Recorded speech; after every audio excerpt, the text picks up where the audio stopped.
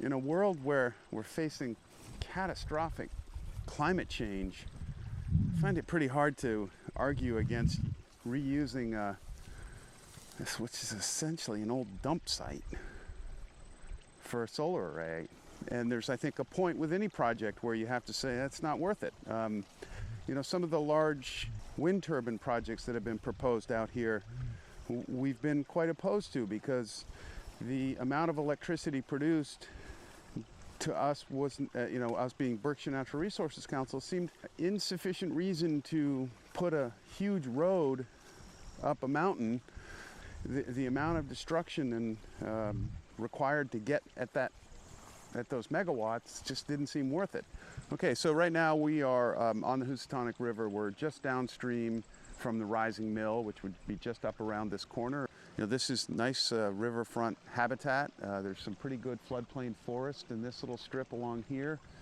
There's some nice willows and cottonwood and some sycamores in there. It's one of the great rivers on the eastern seaboard. It's not a tributary to anything. It flows all the way to Long Island Sound.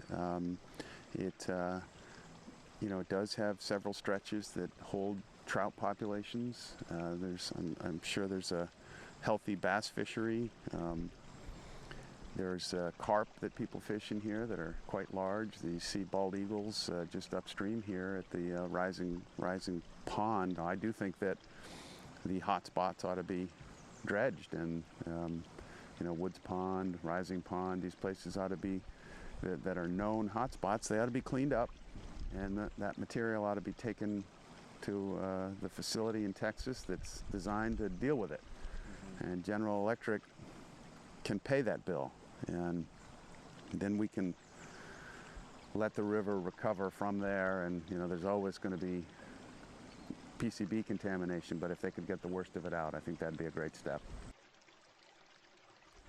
It's kind of a cost-benefit analysis, right? You're looking at what are the resources that are either being protected or being destroyed, and in exchange for that, what are you getting?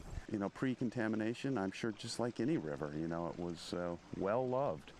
And you know, you look, it flows through all the, you know, starting in Pittsfield, it just winds down through the Berkshires, and that's where all the main towns are, right on the river. So it's a great opportunity to connect up.